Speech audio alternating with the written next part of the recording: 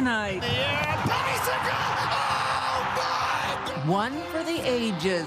Rodriguez is down again. Carducci comes out, but Rodriguez chips him. The icicle kick goal and the winner, both from a guy who hadn't even seen snow until February, securing the trophy for Ottawa.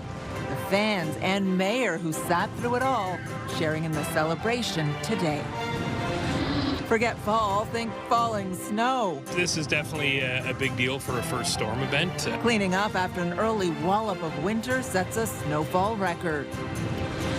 And she says she thought she and her son were going to die that day. I had to be there for Malcolm. I couldn't leave him there. A mom honored for walking through fire to save her boy.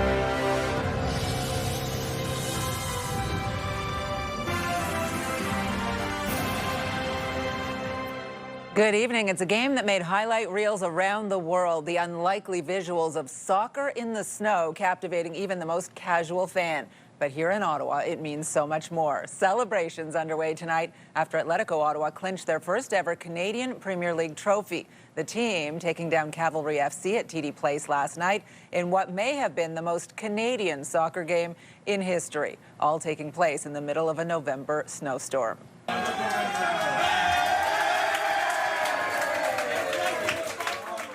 There's the trophy making its way to Glebe Central Pub tonight, one of the most popular viewing spots for soccer in the city, and the players certainly have a lot to celebrate after yesterday's overtime win. Anyone's to claim in the air. Bicycle! Oh my God!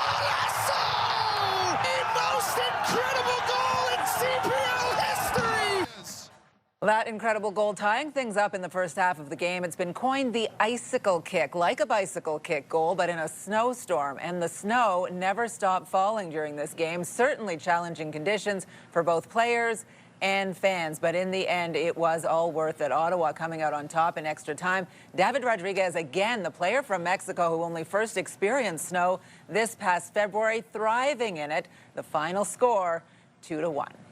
November 10th, 2025, as Atletico Ottawa Championship Day in the City of Ottawa. The celebrations making their way to City Hall this afternoon. Mayor Mark Sutcliffe officially declaring today as Atletico Ottawa Championship Day. And the mayor was there for that entire game yesterday, and the party is continuing tonight at Glebe Central Pub, which is where we find CTV's Josh Morano tonight. A little bit noisy there, Josh. Sounds like they're having fun. Patricia, they're watching highlights from the game last night, and they're still getting super excited. Fans here. It's tied 1-1 right now on the TV, so they're waiting for that game-winning goal, the second goal of the game. So, yes, players here inside Glebe Central Pub, the trophy like we saw not moments ago. But, yeah, everybody here just so excited. Truly an incredible moment, not just here in Ottawa, but what they're calling it a Canadian heritage moment. Wants to claim in the air. Through a thick blanket of snow, a moment that will not only be remembered by Ottawa soccer fans, but those around the world. It's never going to leave my mind. David Rodriguez nets a beautiful goal in the Canadian Premier League final, now forever known as the icicle kick. This morning, I've been watching the bicycle kick goal on repeat. The icicle kick, as they have now coined the term. Rodriguez is down again. Carducci comes out, but Rodriguez chips him. Rodriguez following up again with the game-winning goal in extra time and a tumble into a snowbank, leading Atletico Ottawa to their first CPL trophy in club history. People started doing chants in the washrooms. It was electric in the bathrooms just to stay warm, which is, again, that's a Canadian heritage moment. Snow covering the pitch, the players, and the 13,000 fans in attendance at TD Place. We get to the stadium and I look around, I'm like, oh, this is going to be insane. Just seeing the snow coming down. And once the game kicks off, I'm like, I've never experienced anything like that. As much as we like the icicle kick, that happened on the other end of the field. We're in section W. We couldn't even really tell what was happening down there. There was so much snow coming down. Fans doing their best to stay warm. I still have my gloves with heat warmers in there. I got one in here, one in here. Last night I had each in my boots. We were giving them out. We had 3 megaphones, and all of them stopped working since it was that cold. The game and the icicle kick, now famous worldwide. Atletico Ottawa facing Cavalry FC. Even players are out there grabbing shovels. Drawing coverage from sports and news outlets in the United States and all the way to the United Kingdom and Australia. They're talking about Ottawa, and it's just like all across the world, even big Twitter accounts that don't even talk about sports. And it's honestly insane to me that my hometown city club here is making global headlines. For supporters, the win, an emotional moment, years in the making. I haven't been able to stop crying, if I'm going to be honest with you. Like, this is just something that we as a supporters group, but the fans of football, the fans of soccer in this city of Ottawa have been waiting for years. And as you can hear, we're going to try to do the best we can here. This is something that they have been waiting for years. It's not a lie. I'm here with Kevin Dos Santos, new North Star Cup champion. Kevin, we got to talk about Rodriguez first and foremost. You know, guy, he hasn't played in the snow, maybe even seen the snow for his life. Talk to me about just how incredible it was to see him out there doing his thing. Listen, something about David is just, it's in the moment, you know. He doesn't think, he just acts. He sees and he does it, you know. What he did yesterday, honestly, all of us are like, where did that come from? The things he did yesterday, it's not normal. To play like that in the snow, all credit to him. He deserves it fully. How cool was that seeing the icicle kick? I think everyone saw my reaction. I put my hands in the air. I had no words. I couldn't believe he did it. I asked him how, like, what goes in your mind to just do a bicycle kick like that there? Honestly, it's crazy. We got you here holding the North Star Cup. How does it feel to be a champion, celebrating with all these people here who've been supporting you guys for so many years? It feels like a champion. No, honestly, it's my first time as a champion. Honestly, I couldn't be anywhere else. Like, for the fans, obviously, the team, we had to put in a good shift yesterday, and it just feels great. We're grateful to bring the North Star Cup to Ottawa and represent the city properly. Awesome, and they're grateful for you too, Kevin. So thank you very much. Yeah, the celebrations are wrapping up here around 7 o'clock. I don't think these fans are going to be going anywhere anytime soon. Patricia, back to you. Oh, man, it looks like a blast. And I got to say, yesterday I had the wrong mitts, wrong boots, still had a blast. It was one for the ages for sure. Josh, thank you so much for this. CTV's Josh Morano live for us tonight. Well, the first snowfall of the year did not just impact the Atletico game. City crews remain hard at work tonight, clearing roadways, paths, and sidewalks after yesterday's record-breaking snowstorm. In total, we saw just shy of 12 centimeters. They can't stop celebrating at the Ottawa airport yesterday, surpassing the previous record for November 9th, which was set way back in 1897. CTV's Austin Lee joins us live with more. Austin, the snow itself, not so much of a celebration. Yeah, no, that's definitely the case, Patricia. But the roads are much better today. City crews continue to clear off a lot of that snow and ice. We do have some more flurries on the way, albeit not as much as what we saw yesterday. The snow blowing and shoveling, however, that has begun for another season. The first dump of snow comes earlier than what we saw last year, when the first significant dump came in early December. City crews are still out there today, as I mentioned, with 180 pieces of equipment doing what they can to improve traction for drivers. And with the temperature dropping overnight, they will stay busy.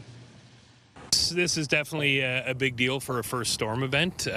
One of the biggest challenges we have in this is that we haven't had a lot of cold weather, so there's no frost in the ground. So the ground's very soft. So when we're going out and we get a lot of snow, you can't see where the sidewalk is or the road is. So we see a fair amount of sod damage, we call, so we're scraping up the grass a little bit here and there because it's not frozen. And as crews work on the roads and the sidewalks, we've seen a rush of people swapping out to winter tires over the past couple of days, which of course is absolutely crucial to stay safe on the roads. Ontario Provincial Police say they responded to more than 120 collisions on highways across eastern Ontario just yesterday afternoon. Patricia. All right, CTV's Austin Lee live for us tonight. Thank you.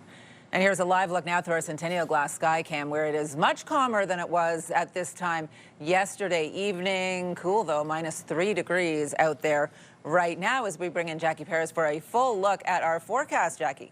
Yes, Patricia, dare I say more flurries are on the way. So by the end of this evening into tomorrow morning, you could likely be waking up to an additional 2 centimeters of snow. Not quite, again, as much as we saw yesterday. However, the snow is not stopping. So taking a closer look at temperatures as well, it's going to be pretty cold, -4 around midnight. But when you factor in that wind chill tomorrow morning, it's going to feel closer to -10. So you definitely want to add on the layers. Bring those gloves, bring those toques as well. Warming up to about -1 around 3 p.m., but the wind chill is still feeling like -6. So we do have a lot of Remembrance Day ceremonies happening tomorrow throughout the region. So you definitely want to bundle up if you are going to be outside for this. Right now, temperatures across the region sitting between -2 and -3. We will have a closer look at your long-term forecast because that is not the end of the precipitation here in Eastern Ontario.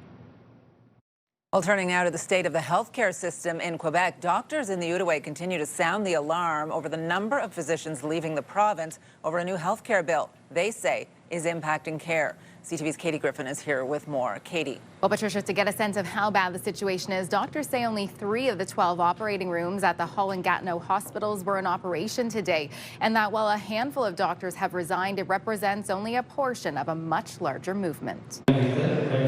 In Gatineau, a group of doctors highlighting a system in crisis. The system here is dying. Dr. Trevor Hennessy is resigning as head of anesthesiology with the Outaouais Health Authority at the end of the year over the Quebec government's passing of a controversial bill. We've only got 3 out of 12 operating rooms running, so we've already are not able to work. But for the family doctors and that who are exploring going elsewhere, it's just an absolute disaster for our region. Dr. Lionel Ange Pungi is among those weighing the tough decision. Maybe to move from Quebec, maybe Ontario, maybe New Brunswick.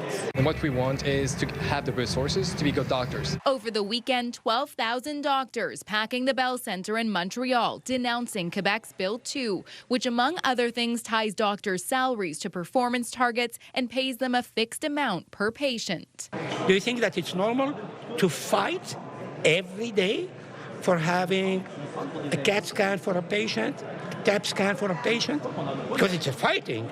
The Quebec government maintains the bill is about accountability and improving access to care. Doctors here worry it's doing the opposite. If the waiting list goes up because we are not enough doctors to see patients, if we have more delay to see them, it's the patient that will pay for that. Already more than 250 Quebec doctors have applied to practice in Ontario since October 23rd. As a chief of surgery, trying to organize good quality care with a service under strain, it's very difficult. Try to say the most urgent case, but all the others are left behind.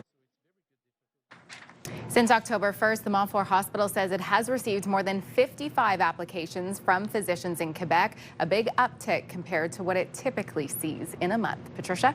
CTV's Katie Griffin live for us tonight. Thank you. And you can scan the QR code on the bottom of your screen to link to us online or visit ctvnewsottawa.ca. We have more details on the controversial doctors' bill in Quebec.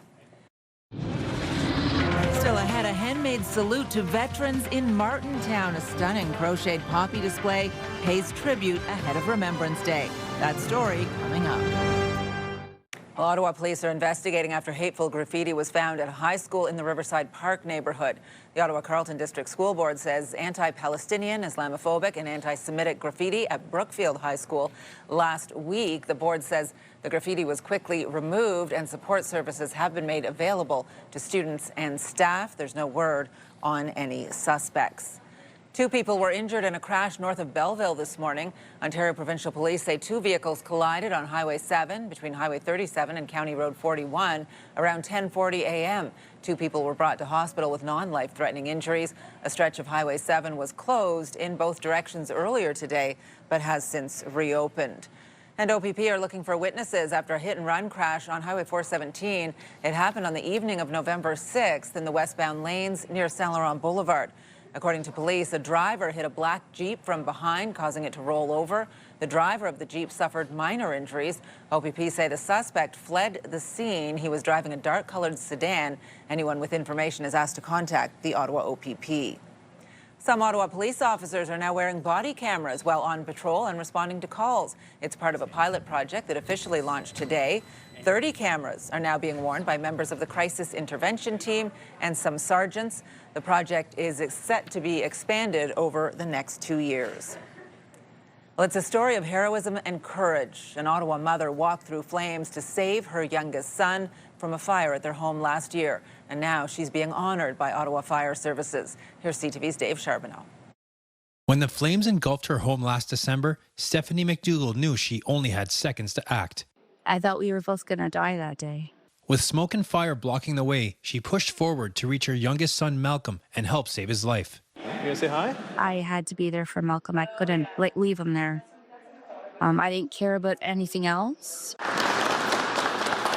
Monday, she was presented with a special challenge coin by Ottawa Fire Services, recognition of her life-saving action. I feel kind of blessed and honored by it, to be honest. Illustrates your commitment, your loyalty. Chief Paul Hutt says the challenge coin represents courage. We offer a challenge coin to that member because it really shows that they're supporting the first responders that respond each and every day to these emergencies. And in this case, Stephanie stood up and protected her children and allowed our team some time to get in to help with that successful rescue at this fire. McDougall suffered burns and was rushed to hospital. Her family not surprised at her bravery. It's amazing how she would do all that. I mean, it's honestly the bravest thing I've ever seen it ever. She is a superhero. Stephanie is a very humble, quiet person and believes that she did what anybody would do. A year later, the family is back in the townhome. The fire now just a memory. McDougall plans to proudly display the challenge coin. Probably in the living room. I'll find a good spot. Dave Charbonneau, CTV News.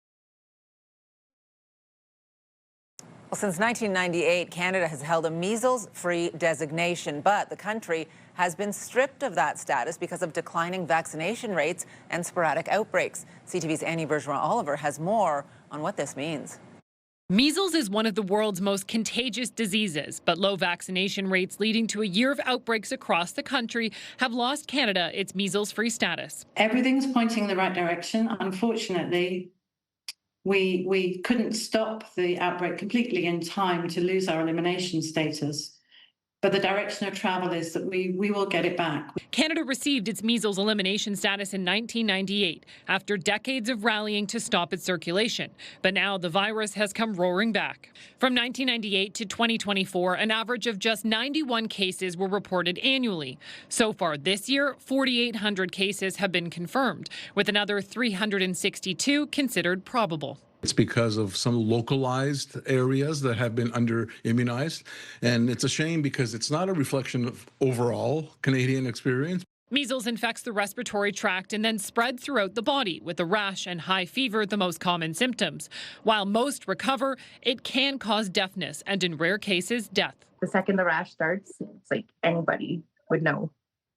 Literally from head to toe, under their feet, in between their toes, everything. Michelle Sear's daughter was hospitalized with the measles last month. Sear has no idea where she caught it. Make sure you do your vaccinations. That's my biggest concern, because if I was a little late with hers, and I think that if I would have got it on time, then maybe she wouldn't have got it. The Public Health Agency of Canada says transmission is slowing, but that it will take time to finish this outbreak. Annie Bergeron-Oliver, CTV News, Ottawa. Well, tomorrow, on the 11th day of the 11th month, at the 11th hour, we will pause to remember Canada's soldiers, veterans, and those who never made it home. This is a live look now at the National War Memorial tonight, which is where tomorrow's ceremony will take place. But there will be one noticeable absence tomorrow at the ceremony. Governor General Mary Simon will not be attending tomorrow. She is recovering in hospital from a respiratory virus. Rideau Hall did not specify what the virus was or say how long she's been in hospital, saying only that she is recovering and doing well.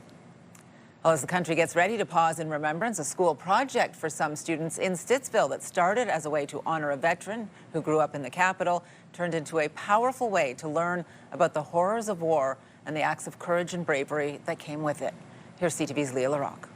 Enemy fire lighting up the clouds and explosions bursting all around you. The life story of a soldier as he headed off to war more than 80 years ago Did you know he actually attended Ashbury College? And not only does he say he's like really good at academics, but he was also the captain of the cricket team. Becoming more real for these students. I actually started editing some parts of the video. 5 grade 10 students at Sacred Heart Catholic High School creating a documentary honoring Air Commodore John Fauquier, born and raised in Ottawa. He served in the Canadian Armed Forces as a bomber pilot during the Second World War. People in your area, like we live in Ottawa. Johnny Fauquier was born and raised in Ottawa. It's important to recognize the fact that there were people who were in your area who were breaking their backs, fighting for you. The project personal for Ella Sewell. The brutality of the First World War and war in general was really, really difficult. That was probably the most difficult part for me because I come from a military family. My dad's in the military, so learning about that was very difficult, and it also surprised me a lot. Their documentary is part of Operation Remembrance, which is a student-led project from across Canada, where every day from November 1st to the 11th, a new documentary is released on a different topic or veteran. From start to finish, this was a student-driven initiative to build bridges in an authentic way from the past to the present so that students could really understand the true meaning of remembrance. Fauquier acted as deputy master bomber, making 17 passes over the target. Throughout the project, learning that they all share a childhood home in common. Incredible bravery and courage throughout all the bombing missions that he did, and I wanted the opportunity to learn more about that. And I really wanted to be able to recognize all of those soldiers who died and fought for us and the reason that we're here today and get to do all the things that we do in our lives. Fauquier died at the age of 72 and is buried at Beechwood Cemetery. Leah LaRock, CTV News. And CTV News will have special coverage of tomorrow's National Remembrance Day ceremony here in Ottawa. It will be hosted by CTV's chief anchor, Omar Sachedina, beginning at 10 a.m. on CTV, CTV News Channel, and ctvnews.ca. You can also hear it live on News Talk 580 CFRA. There are many other Remembrance Day ceremonies taking place in Ottawa and right across Eastern Ontario tomorrow. You can find a list on our website, ctvnewsottawa.ca. The effort, the initiative, and the willingness to do it, so that they contribute to the act of remembrance. Well, coming up, a handmade and heartfelt tribute to veterans, this stunning display in a small town east of Ottawa. Jackie. Well, thanks so much, Patricia. If you are heading down in person to a Remembrance Day ceremony here in Ottawa, at the National War Memorial, maybe Beechwood Cemetery, this is what you need to keep in mind for temperatures. -4 around 9 a.m. going to feel closer to -10. And by 10 a.m., 11 a.m., it's going to feel closer to -9 when you factor in that wind chill. So make sure to bundle up. We have a little bit of flurries also in the forecast for our morning. Here's a closer look through our Centennial Glass Sky Cam, where ceremonies will be taking place tomorrow. The National War Memorial, -3 is the current temperature. Our popular Team of the Week segment is back. If you want to be a part of our Myers Automotive Group Team of the Week, upload your video to ctvnewsottawa.ca. A small community east of Ottawa has put together a big display to remember those who gave their lives for Canada. A 7-meter-tall wreath made of over 1,000 crocheted poppies is on display now at the Martintown Mill. CTV's Dylan Dyson has more.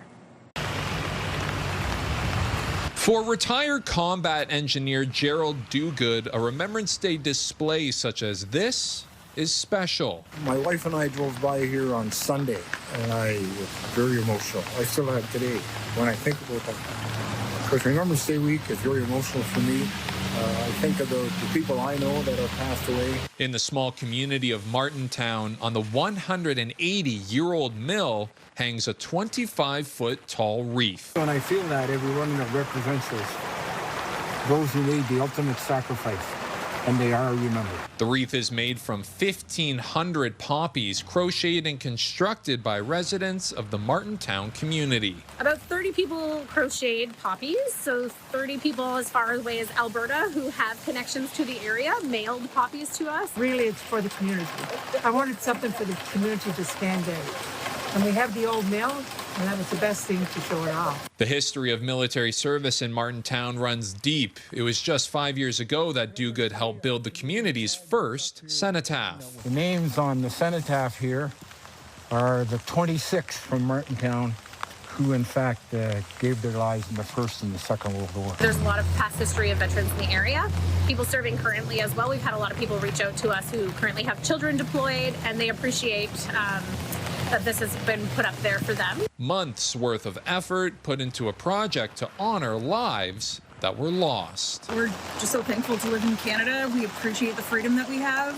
We want to recognize the people who are aging, who, make sure that we have these rights and freedoms. The effort, the initiative, and the willingness to do it so that they contribute to the act of remembrance and remembering those that have fallen and give the ultimate sacrifice. What a way to do that, isn't it? Dylan Dyson, CTV News, Martintown. Really beautiful. And on the more practical side of things, there will be some scheduled changes in Ottawa. Tomorrow, most retail and grocery stores will be closed until 12:30 p.m. City service centres will be closed. There will be no Canada Post delivery. There will be free admission at some museums, and veterans can take transit for free tomorrow. Well, it is still fall, but it definitely feels more like winter. After yesterday's record-breaking snowfall, the city is still blanketed with snow out there. More flurries are in the forecast this week, and I think we're noticing it, Jackie, because last year we didn't really have any snow to talk about in November. That first big snowfall came in December, right? So it feels early this year. I had to do a double take, and I was actually hiding yesterday from it because I'm not quite mentally ready for this winter or the snow. But now that we've got the first one out of the way, this week it's shaping up for that transition to whether or not you're ready for it, because the cold weather isn't sticking around and it's not leaving us. So taking a closer look right now, -3, but with the wind chill feeling much cooler. We only saw a daytime high about -1, and yeah, this cold weather is going to be sticking around. Overnight conditions -4. We could likely see flurries in the next couple of hours, and we could see an additional 2 centimeters when we wake up tomorrow morning. When you factor in the wind chill, though, it's going to feel much colder at -10. So if you are heading out to Remembrance Day ceremonies for tomorrow, make sure to bundle up, especially if you're going to be outside for a significant amount of time. We're only getting to a daytime high about -1. Few flurries anticipated to clear out by the time the afternoon rolls around. But this gives you a closer look or a bit broader picture of what it could look like for Eastern Ontario. So really parts of the region are going to see some flurries carry on until later on into the evening. But by Tuesday, we will be seeing more clear skies, a little bit of cloud cover. It's Wednesday, though, that we are anticipating not just flurries, but even the chance of some rain showers, depending on how cool or how much warmer we are going to get by the time Wednesday rolls around. So we may start off some areas, could see some more snowfall down by Kingston. It could see a mixed bag, freezing rain, as well as some flurries moving in. By Wednesday afternoon, though, when things start to slightly warm up, we are likely going to see more freezing rain here in Ottawa, as well as some rain for parts of Brockville, as well as Kingston. So we are keeping a close eye on this for our Wednesday. As we look towards tonight's lows throughout the region, -5 in Pembroke, as well as Kittigan-Zibi, Cornwall, Brockville, even Kingston sitting around -4. So really this time of year, we are sitting below seasonal. Well, typically we do see -2 for the overnight lows.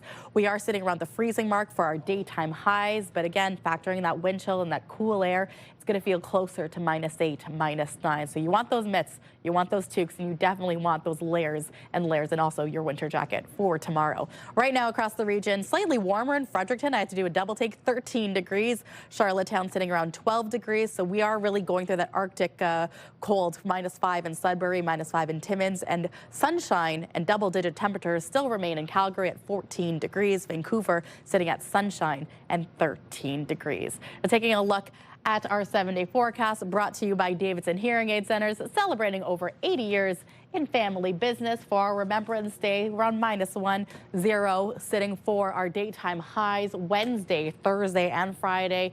That's when we could see the chance of rain showers or flurries sticking around on and off really throughout Eastern Ontario. Not until Saturday will we see a little bit of a break, lots of sunshine returning, but then we're all gearing up again for Sunday, where we can anticipate more snow on the way. So winter is here, Patricia. But if we wait till Saturday, the sun will melt off the snow. We don't have to shovel anything. But it might be very cold, so I don't know if I want to take the snow or the sun. Yeah, I'll take the sun, I guess. It's a tough choice. Thank you, Jackie. Yep.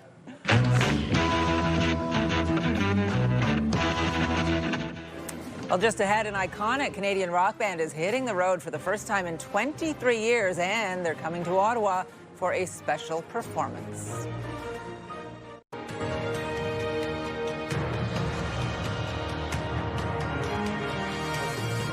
Well, the Prime Minister was out selling his budget on the East Coast today, meeting with New Brunswick's Premier Susan Holt. Mark Carney is also looking ahead to his next big announcement as he gets set to release the next round of major projects later this week. CTV's Mike Lecouture reports. With this next round of major projects, the government will face even more pressure to please every province. And the Prime Minister was providing few hints as to where they will go. The next round of major projects is going to be announced later this week, on Thursday. So we know when, but we don't know what will be announced in the second phase of the so-called nation-building projects. New Brunswick was left off the first list in September, but Premier Susan Holt is hopeful that won't happen this time. We've been working hard on a number of projects, and the announcement won't be the interties. It will be one of the other projects that we've been pushing for. The first round of projects to have federal support included LNG expansion in BC, a small modular reactor project in Ontario, expanded port facilities in Montreal, and 2 mines in Western Canada.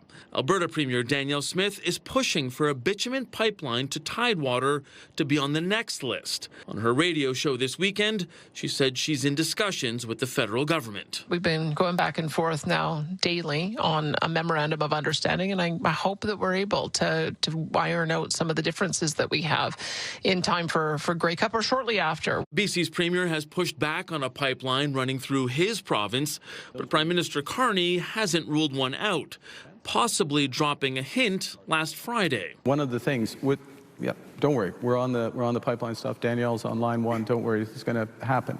But well, something's going to happen, let's put it that way. The Prime Minister's announcement will be in Prince Rupert, BC, perhaps an indication that province will see the approval of another major project. Mike Lecouture, CTV News, Ottawa. Well, now some other stories you need to know right now. Thousands of Ottawa tenants will soon be eligible for a reduction in their rent. On January 1st, the municipal tax rate will be changing for multi-residential properties that were built before 2001 with 7 or more units. It means a tenant currently paying $2,000 a month will see an automatic rent reduction of $16. Tenants who qualify were sent a letter about the change in October. Ottawa's real estate market picked up a bit heading into the fall months. According to the Ottawa Real Estate Board, the average sale price was $709,002 in October, up 2.7% from September and 5.7% from October 2024. Home sales remained relatively steady, with 1,177 homes sold in Ottawa last month. The Real Estate Board says the market continues to show resiliency despite broader economic concerns.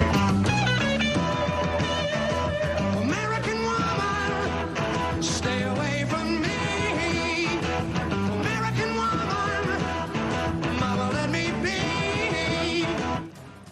The Guess Who bringing their reunion tour to the capital. They're set to take the stage at Ottawa Blues Fest next summer as part of a special night celebrating the 200th anniversary of Bytown. The band recently announced a celebratory Canadian tour for 2026, with Burton Cummings and Randy Bachman taking the stage together as the Guess Who for the first time in 23 years. They'll be at Blues Fest July 19th. Well, the Golden Arches are returning to the Byward Market. McDonald's is set to open a location at Dalhousie and Rideau Streets 2 years after the closure of the infamous restaurant at 99 Rideau. Stephanie Plante, the councillor for the area, says this new McDonald's will be takeout only. Going as defense finds Shabbat. Is shot out in front, looking for the rebound. They score! Make it 4 in a row for Michael Amadio. Well, the Ottawa Senators were back on home ice last night, taking on the Utah Mammoth. Michael Amadio scored early in the third to make it 4-2, the final score in this one. The Sens are back at the Canadian Tire Centre tomorrow night, hosting the Dallas Stars. From just inside 45 yards, the kick is up for the win. Got it. Well, the 2025 Grey Cup matchup is set. The Montreal Alouettes punched their ticket to the final with a dramatic last-second field goal against the Hamilton Tiger Cats over the weekend. Montreal will face the Saskatchewan Roughriders, who rallied back against the BC Lions, scoring a touchdown with just 12 seconds left in regulation time. The 112th Grey Cup is set for next Sunday in Winnipeg. I found out that there was nothing. They had no record of my bags. Nothing. It was gone. Well, coming up, what happens if the airline asks you to check your carry-on bag and then loses it? The compensation rules may be different. We'll share what you need to know after the break. We're going to let you enjoy this meal created by Executive Chef Patrick Turcotte and the team. Bon appetit, everyone. Well, the Ottawa Police Gala took over the Rogers Centre Saturday night. This was my first time emceeing the gala, which featured live music, auctions, and Chiefs commendations recognizing Ottawa police officers. Since its inception, the gala has raised more than $1 million for local organizations. Proceeds this year went to the Capital Prosperity Foundation and the Dave Smith Youth Treatment Centre. Well, if you're traveling with something important or expensive, it's recommended you keep it in your carry-on luggage so it doesn't go missing. But an Ontario man says the airline forced him to check his carry-on during a recent trip and then lost it. Here's CTV's Pat Foran. You knew you had expensive stuff in that bag, which is why you wanted to keep it. That is why I wanted to keep it. Stafford Gordon of Oshawa is a collector of gold jewelry and luxury watches. In August, he went with his wife to Jamaica for a memorial service and to celebrate their 34th wedding anniversary.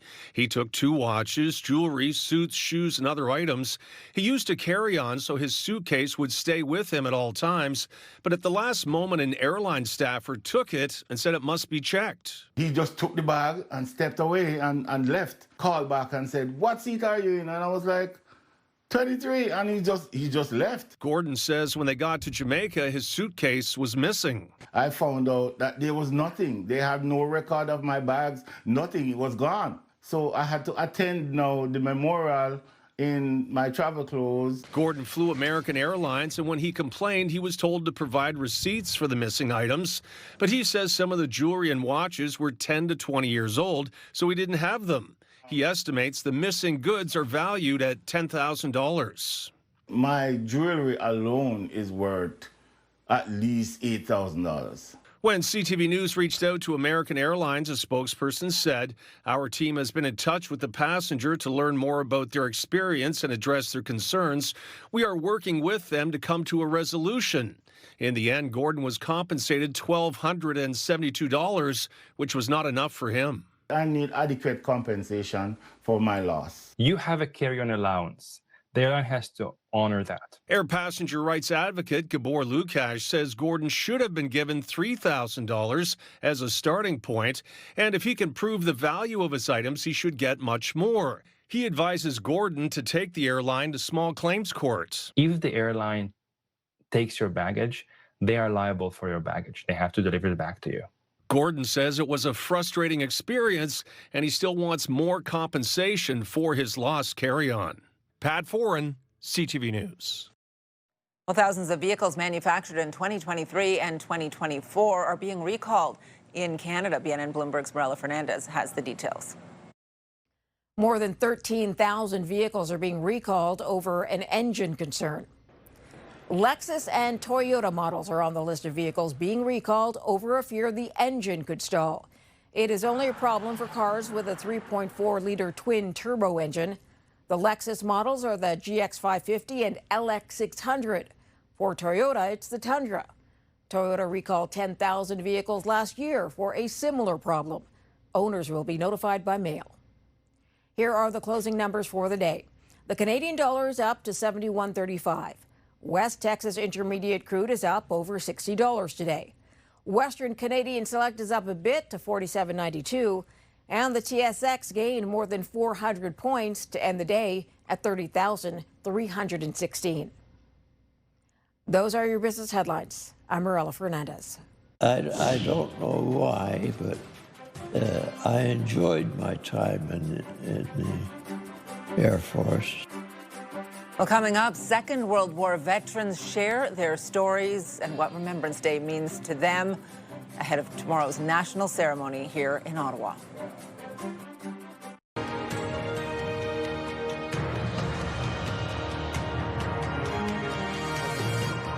Well, every November 11th, thousands of people gather here in Ottawa to mark Remembrance Day. But every year, there are fewer veterans of the Second World War still with us. CTV's Alex Karpa speaks with 2 men, both now over 100 years old, who are still sharing their stories.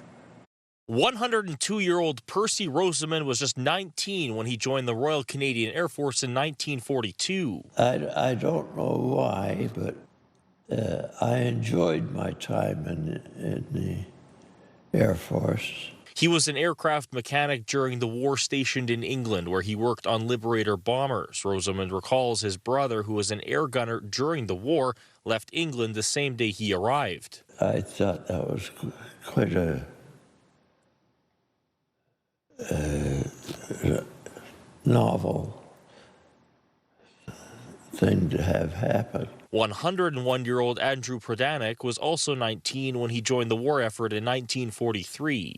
I tried to get into be a pilot, but all the positions were filled because this was near the end of the war. And so I took on navigation. Prodanek trained in Brandon, Regina, Saskatoon, and ended up in Rivers, Manitoba. By the time his training was complete, the war was over. He says he has fond memories of his time in active duty. It was very interesting work.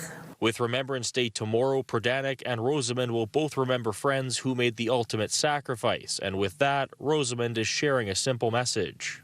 Just never forget. Both men live at this facility here in Winnipeg and are part of a dwindling number of Second World War veterans in Canada, a conflict where more than 1 million Canadians served. Alex Karpa, CTV News, Winnipeg. And there's the put away. That is an emphatic victory. Well, coming up, her tennis story has had its share of the highest of highs and the lowest of lows. And it doesn't end here, but one important chapter will close. Jackie. Thanks so much, Patricia. So Remembrance Day ceremonies kicking off tomorrow. If you do want to stay indoors, the Canadian War Museum hosting activities from 9 to 5. And here's a closer look at what we can see if you are heading outdoors. If you're heading down early to the National War Memorial, it's going to feel closer to -10. -9 is what it's going to likely warm up to around the 11 o'clock when you factor in that wind chill. So make sure you bundle up, bring your toque, bring your gloves, and stay as warm as you can. Here's a live look through our Centennial Glass Sky Cam, where temperatures right now are -3, and it's quiet right now at the National War Memorial, but this will all change tomorrow morning.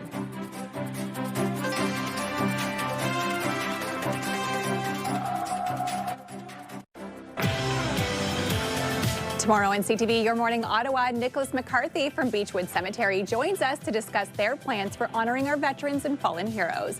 Wake up the right way with Your Morning Ottawa starting at 6 a.m. Hairstyles, courtesy of Salon Fiorella. Well, here's what's on CTV tonight. Tracker, St. Denis Medical, Stumble, The Voice, and The Weakest Link. And here's a recap of the top stories we are following right now. Just seeing the snow coming down. And once the game kicks off, I'm like, I've never experienced anything like that. Atletico Ottawa celebrates a historic championship win after clinching the trophy in last night's Canadian Premier League final in a snowstorm. We started yesterday afternoon. Really, the snow was pretty heavy until around 11 p.m. last night. It tapered off. And then we really started our cleanup efforts throughout early in the morning to where we are now. Crews are still out there working hard as the city digs out from that record-breaking first snowfall of the season. Johnny Fouquet was born and raised in Ottawa. It's important to recognize the fact that there were people who were in your area. A special project of remembrance as students in Stittsville honor veterans who grew up here in the capital. We want to check the weather going into Remembrance Day tomorrow, a little calmer than what we saw yesterday. Calmer, Patricia, but the flurries are likely sticking around. I did peek my head outside downtown Ottawa, and there is some light flurries moving through, and this will maintain into tomorrow. We see an additional 2 centimeters of snow, and waking up the flurries will continue until about the early part of the afternoon. -4 is what we're starting off with, but with that wind chill feeling closer to -10. So it will be a chilly one tomorrow. We are going to be on the plus side for the rest of the week. It's shaping up to look pretty decent. However, we are going to see the return of rain showers as well as flurries for the rest of this week. So it's going to be a cold one. Winter has returned to Eastern Ontario. Yes, Patricia. in a big way. Yes, thank you, Jackie. And time now to check in and see what our team is working on for tonight. Austin is here for the 11:30. Yeah, thanks, Patricia. We'll have more on the post-championship excitement for Atletico Ottawa. The club's fans still celebrating. We will also have some details on how a local police service here in Ontario is using an AI chatbot to answer non-emergency calls. It's a move that's meant to free up 911 operators for emergencies, but some are skeptical about just how effective this plan will be. Of Of course, you can get the news anytime, anywhere at ctvnewsottawa.ca, and join me tonight for CTV News at 11:30. All right, will do. Thank you. And finally for us tonight, it's the end of an iconic tennis partnership featuring Ottawa's own Gabby Dabrowski. And there's the put away. That is an emphatic victory. Well, Dabrowski and her doubles partner Aaron Routliffe announcing on social media today the partnership has come to an end, the business partnership, but they say a friendship remains. The pair had played together for 2.5 years, winning 2 Grand Slam titles at the U.S. Open. They had tremendous success and, yeah, some really good moments along the way. But in the middle of all of that, of course, Gabby Dabrowski was sick and had some health struggles, so Routliffe had to play with another partner for some of that time. So I would imagine with this announcement that they are each finding different partners, which does happen in doubles tennis quite a bit, but I love these two together. I was going to say, you're a big tennis fan. How do you feel about this announcement? Well, I saw it and I thought, she's not retiring, is she? As long as she's still playing, I'm okay. I'm glad that they had the wonderful times they did together, but yeah, it's, you know, it's sad if you're a doubles fan, which I am. Well, maybe there's a vacancy. You throw your hat into the ring. Put me in, coach. Patricia Bull, tennis star.